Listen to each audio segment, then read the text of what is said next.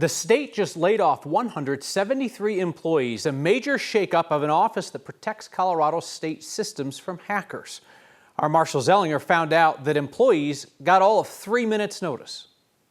There are no servers in the state's Office of Information Technology, and fewer employees after 173 were fired. Let go. We don't term this as a firing because it had nothing to do with performance. It was eliminating a role that we no longer wanted. David Ettinger is the head of OIT, well, until Monday, when he leaves and Sarah Thunberg takes over. We had wrong people in the wrong jobs, in the wrong way. Both Thunberg and Ettinger described an overhaul of how the state's Office of IT works. An example of the old way was developing a state website like DMV or unemployment and moving on to the next project and never updating the site, like building a house and never doing upkeep. OIT laid off 173, but will post openings for 98 new jobs. The positions we eliminated do not match the moment and what we need to hire for. There actually isn't. They're not the same. Could a solutions engineer do what they want now? Yeah, without question. Paul Petio was a solutions engineer until today, someone who makes sure the technology that is bought is safe and accessible. The security of the application, the accessibility so that everyone can access the app, that the procurement requirements are healthy and we're not selling data to private companies or third parties. Petio said he found out at 9:27 a.m. he needed to be in a live stream meeting at 9:30. Not 3 weeks' notice, not 3 months, 3 minutes. There's no good way to do a layoff.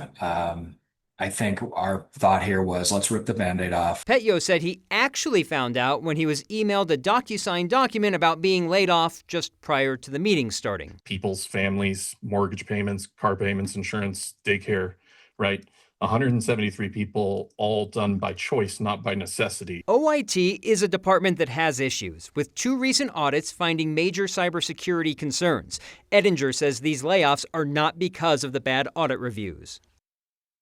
I talked with another employee, and between the 2 employees, they tell me that the severance being offered is 1 week for every year of work at the state of Colorado, capping out at 4 weeks. I believe Paul's getting 1 week. The person I spoke with had been with the state for more than a dozen years and is getting 4 weeks severance. Boy, a tough situation. Marshall Zellinger, thank you.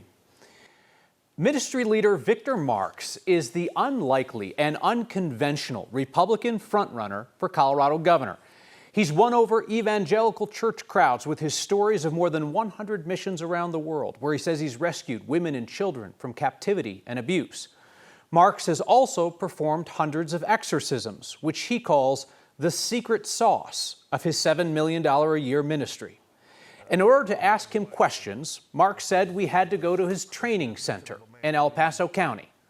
We went there today. Stories that you tell about your life and your accomplishments are extraordinary. How much of it's true? All of it. You describe yourself as a high-risk missionary, a renowned martial artist, you're a ministry leader, you're a speaker, you're an author. What qualifies you to be the governor of Colorado? I'd say first is, what are the qualifications to be governor? The main one for me, you first got to care for people. You got to truly care for Coloradans. And then it's a CEO position. It's not a legislator. And that matters to be able to build teams out, probably assign the right people in the right positions to help run the state. And that's one of the things I do well. Your campaign website falsely claimed that you had rescued more than 45,000 women and children, and that claim has since been taken down. How many women and children have you rescued from captivity and abuse? We've never publicly given the number out for security reasons, and we don't have a need to. I would say it's more than one and less than a bunch. Giving a number would put people in danger. Yes. You certainly do use specific rescue numbers, though, when you feel that it suits your purposes. You wrote in February of this year, just last month our team rescued 43 children from the grips of evil predators. Where did that rescue of 43 children happen? In the U.S., and that was by, through, and with law enforcement. through a special operations that we do with protecting children's innocence. Are you referring to Operation Northern Lights in Florida? Yes. Okay. So the U.S. Marshals named 25 partner agencies, including 2 rescue ministries that were involved in that operation. They said nothing about you and your ministry. But you're claiming credit for those 43 rescues? They didn't even mention you. Does that mean we didn't help them? No, I'm just curious why you think that is. We don't require that we be listed or named in any operations. What is the proof that you have rescued significant numbers of women and children? Well, I just walked you through our training center. You show me your own photographs, Yeah. which are not proof of anything other than the fact that you took a photo with someone. People believing it or not, it has no bearing on our work. Let me throw out another theory and you can tell me what you think about it. Okay. What if the reason that you won't say how many women and children that you've rescued is because that number is actually quite small? But admitting that would hurt your fundraising. And now it would hurt your political campaign. So you cite individual stories of rescues, this one story in depth, this one story in depth, and then you tie those individual anecdotes together with big numbers, like we've helped 45,000 women and children. And if people think that your operation is bigger and more impactful than it is, it helps you financially and it now helps you politically. I don't think that's true. And whether people think we rescued 1 or 100 or 300 or 3,000, I think the response is still going to be the same. We're doing the work that we say we do. In a moment, our conversation continues with questions about how many people Victor Marx has killed during his missionary operations and the exorcisms he says he's performed on the rich and powerful. Victor Marx is committed to debate his Republican opponents next week on 9 News, their only televised debate. Marx, State Senator Barbara Kirkmeyer, State Rep Scott Bottoms debate live, 9 News, 6 p.m. Tuesday, June 2nd. Then Thursday, June 4th, 6 p.m., 9 News hosts the Democratic primary debate for governor between Senator Michael Bennet and Attorney General Phil Weiser. Then on Monday, June 8th at 6 p.m., we have the only televised debate between the Democrats vying for the chance to face Republican Representative Gabe Evans in the super competitive 8th Congressional District. State Rep Manny Rutnell and former State Rep Shannon Byrd will debate here. Third candidate, Evan Munsing, dropped out today. All right, what do you say? Let's do some good in this state, right? Your weekly microgiving has raised $18 million over 6 years, and this week, let's help a Meals on Wheels program redefine its mission to reach more Coloradans. This week's Word of Thanks microgiving campaign supports Cold Creek Meals on Wheels in Lafayette, Louisville, Erie, and Superior. Beyond the traditional meals and companionship for older folks who can't get out easily, they do that, but Cold Creek Meals on Wheels' fastest growing program serves younger families who are squeezed by the high cost of living in East Boulder County. Mostly working adults, as the nonprofit's leaders tell me, they're contributing but unable to make ends meet. So the nonprofit's trying to help families with meals this summer when kids are out of school, but they too are feeling the impact of rising costs of groceries and gas. As the nonprofit told me, both the meals and the wheels are more expensive. We can help. Scan the QR code on your screen or text the word thanks to 303-871-1491. We'll shoot you that link to donate. Even $5 helps. And you know the deal. I'll never ask you to give to a cause I don't support myself. So I'll match the first 50 donations of $5 to get us rolling. We're coming up now on 8,000 of you who are signed up to make a monthly donation to the Word of Thanks Fund. You put in your info one time, pick a donation amount, and it's automatically split among all the nonprofits we feature. And lately that has added almost $50,000 in your generosity to every weekly campaign. It's like no other place I've ever been to. Coloradans recovering from addiction say this farm has been a lifeline. Soon, they'll have to find somewhere else to find care. The Republican frontrunner for governor, ministry leader Victor Marx, has had a life that he describes as being intertwined with acts of violence. He says he suffered horrific abuse as a child, including being forced to kill a man at age 7. And as an adult, he talks about the need for some people to be killed, as he works as a self-described high-risk missionary who back home performs hundreds of exorcisms. Your claim that your abusive stepfather forced you to kill a man when you were 7 years old, is that the only person you've ever killed?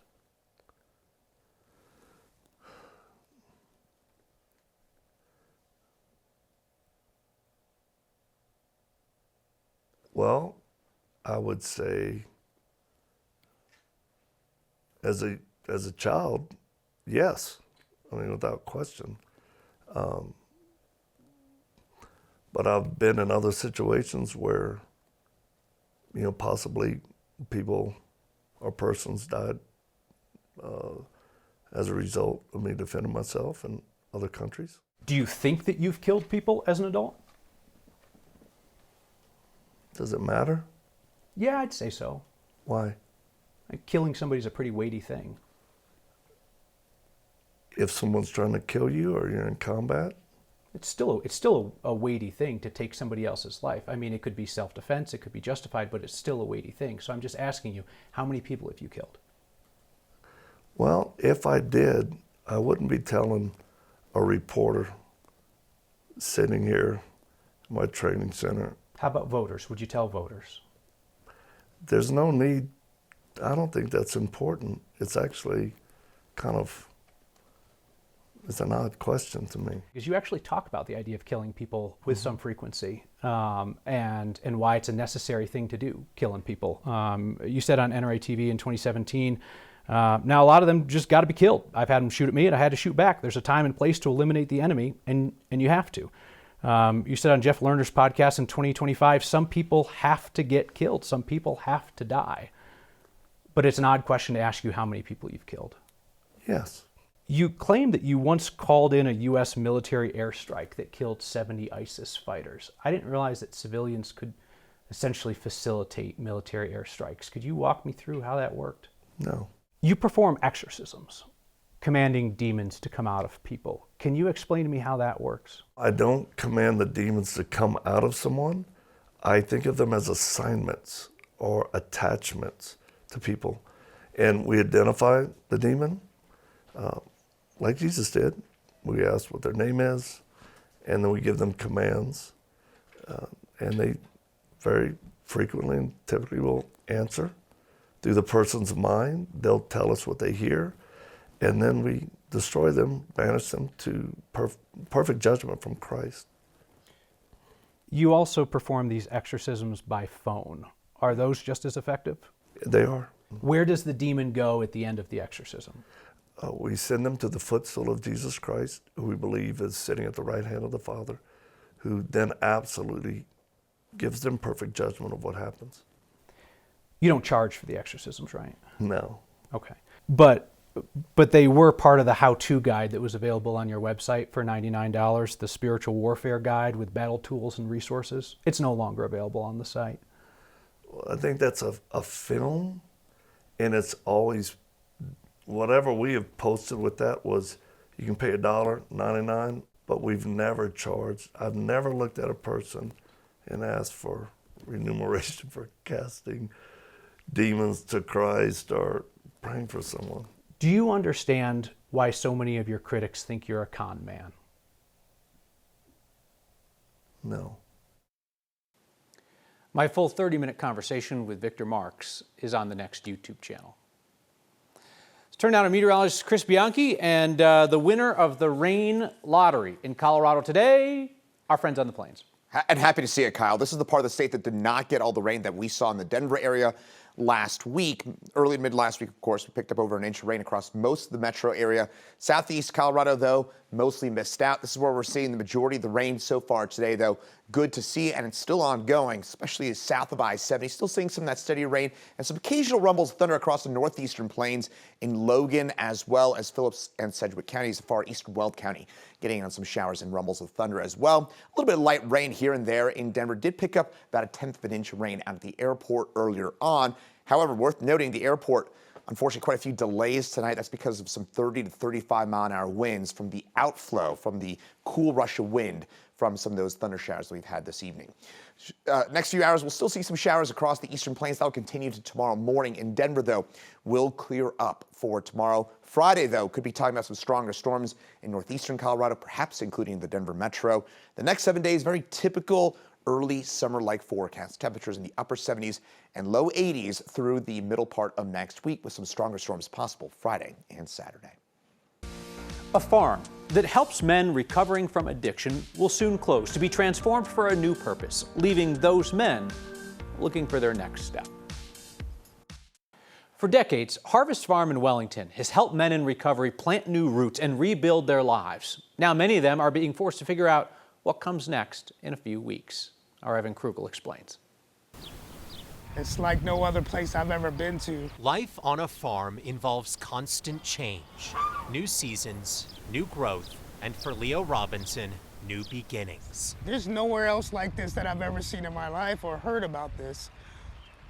This place is amazing. This place is Harvest Farm outside Fort Collins, where hundreds of men like Leo have been able to receive addiction recovery services while living and working on the farm. They've changed my life here, and I'm so grateful for them. But last week, Leo got news that unexpected change was coming to the farm when it closes on June 30th. But when I thought about my brothers here on the farm is where I was concerned, is because 5 weeks isn't enough time for almost 70 other people to find a place to go in a sufficient amount of time. There were a lot of tears shed over this decision, right? This was not only a business decision.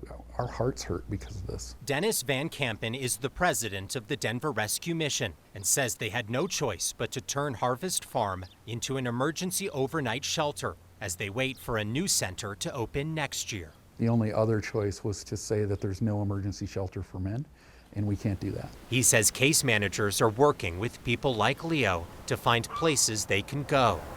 Leo just wishes he had more time to figure out where he'll go next. I just feel like I'm